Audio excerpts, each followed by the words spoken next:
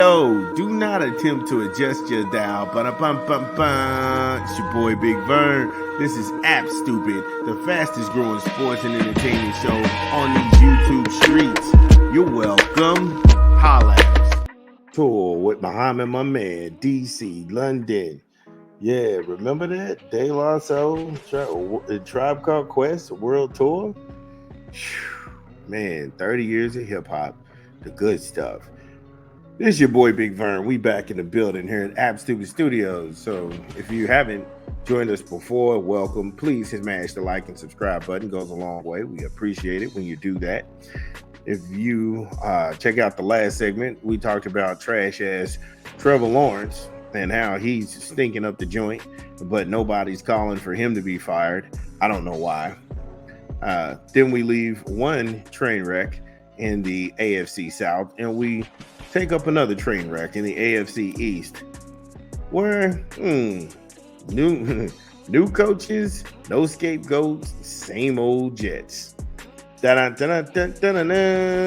Jets lose again so quickly.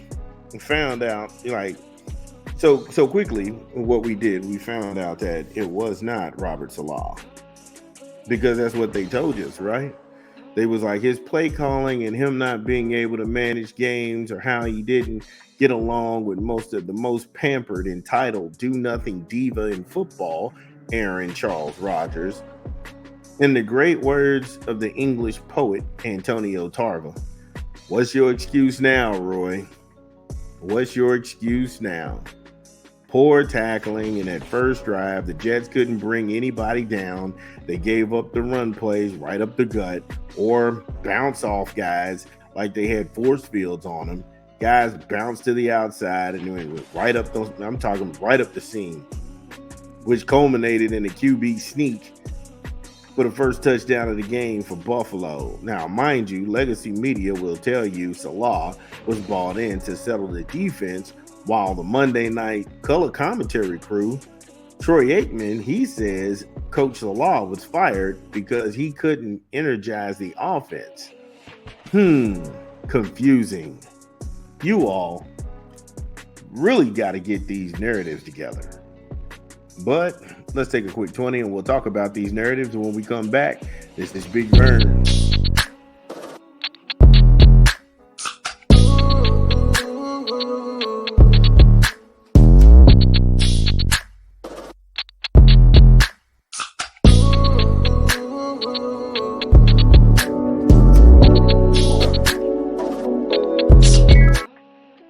Yes, BK, have it your way, because you rule.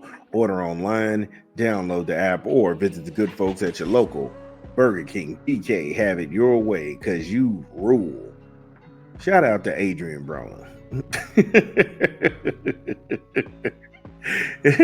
Because that's what every time I hear Jets fans out here crying and whimpering, I know Aaron Rodgers can do it. Shut all that soft shit up.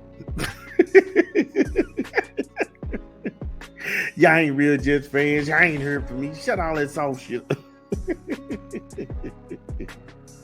So when we last left off, before we took the commercial break, we just had to ask you all, which one is it? Which narrative is it? Because all the other shows are saying that, hey, look, he didn't have a good offense and it was sputtering. But then the Monday night crew, they were sitting here saying that, well, it was a defensive thing.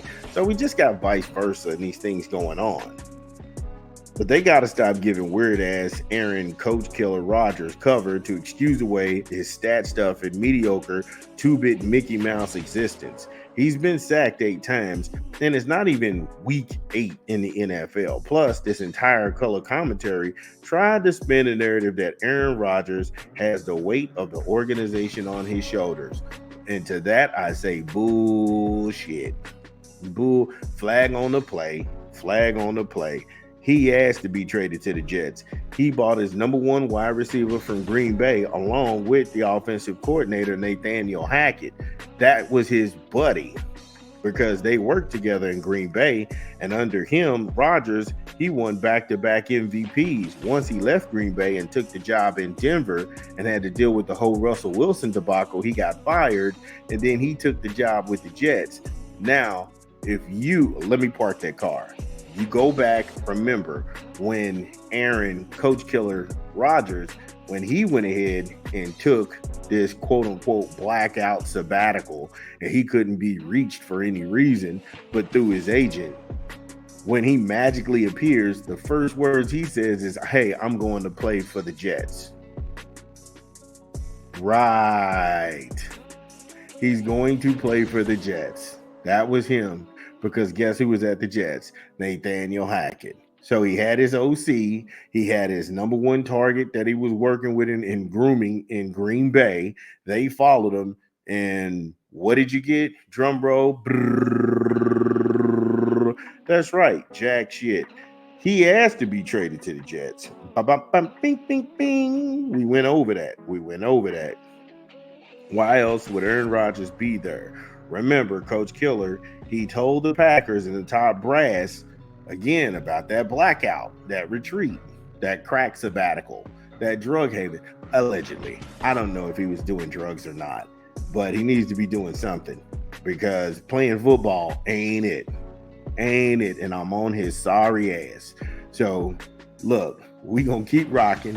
Give me a quick 20 from a rap album. This is Big Vern. Drop the spot. It's your boy Big Vern. You know what we do here. New hip-hop album we promoting this month.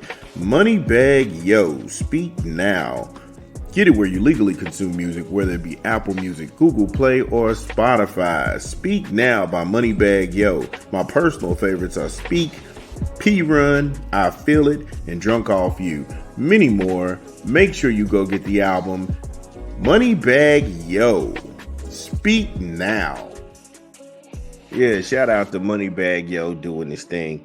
Much love and representing for him. I like that album. I feel it. I feel it. The love. I feel it. The drugs. I feel it.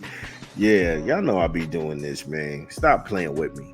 But back to this Aaron Rodgers asshole. So, not even friendship is sacred to this dude, because he was instrumental in getting Salah fired. He also got Hackett's play calling duty stripped. Yes, telling the higher ups he supported the decision. Why is he the only person who gets away with doing this?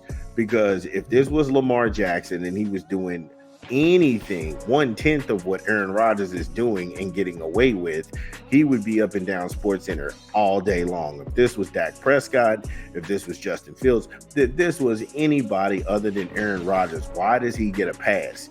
This man hasn't done jack diddly shit since 2010. And I'm sorry, you're going to the NFL. You're going on being in the NFL almost 20 years. One championship doesn't make you good. That makes you far below average. I've said this before. Peyton Manning, Eli Manning, and Ben Roethlisberger all played in the NFL less years than Aaron Rodgers, and they all have more rings than Aaron Rodgers. So why are people looking at him like he's something to be beheld? He's a joke. He's a joke. He's a shell of his former self. He looks like a sad, lost, disheveled, just horrible individual out there. And I got smoke for him. It's up for him. Care about him, man. Now, I believe in the second quarter, when he took a brutal sack from number 57 from the Bills, the defensive end, when he came off that line, the way he came off with that ferocity, it just looked to me like Rodgers was concussed. But I have no way to prove that. Just a glazed over look in his eyes as he was walking off the field and sitting on the bench, rubbing on the temples of his head.